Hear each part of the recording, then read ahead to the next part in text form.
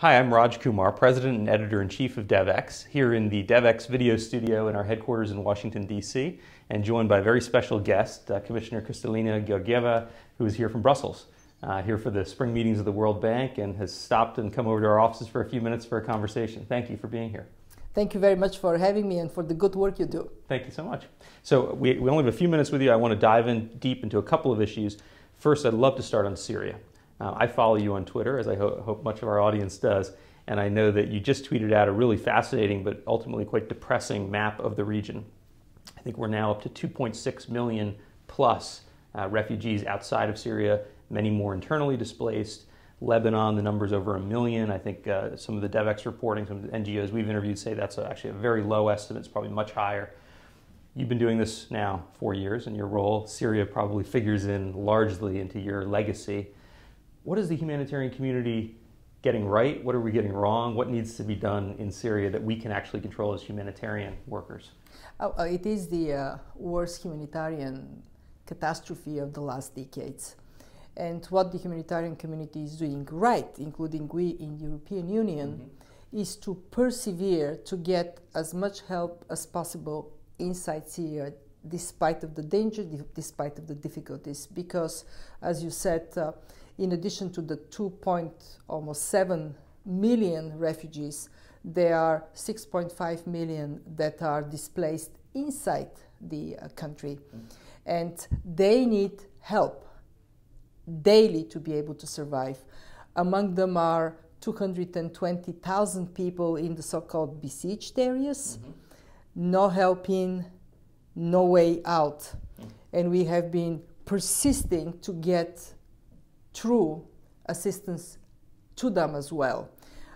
What we have succeeded is to get the Security Council to finally pass a resolution on humanitarian access in Syria, and some progress has been made to deliver.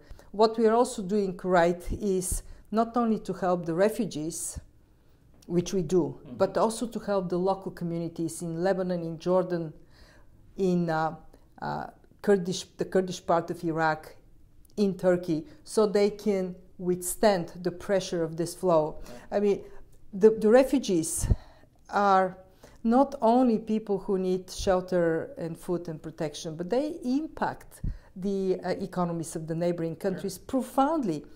They're willing to work for less, so they bring wages for Lebanese, for Jordanians down. And by being there, they push prices and rent up, making life of local people more expensive. So balancing these three objectives, help inside Syria, help the refugees, help the local communities, that we do under the circumstances as well as we can. What we are still to struggle with as humanitarian community, it is to make the world, the political side, understand the criticality of access inside Syria, the criticality of the Syrian crisis for the Syrian people, but also as a risk to the region, and lift it up, keep it there in the political attention. Why is this so important? Because Syria is in such a dire situation from the fighting, but also because the economy inside the country totally collapsed. People don't realize that there are more Syrians, twice almost as much more, that have died from treatable diseases because the medical system collapsed than those who died in fighting. Yeah, that's a remarkable statistic. And it shows, I think, for the international community that is so concerned about stability in the region, the role that the humanitarian aid system has to play. Yes. Right? It's not just a political solution, and given that it appears we're in a stalemate that may last for some time, we need access. You said the Security Council resolution has actually worked to some degree so far? It has worked to some degree, but in meanwhile the needs have become so profound, and the degree in which it works is still so marginal that it is like bailing the ocean with a slightly bigger spoon.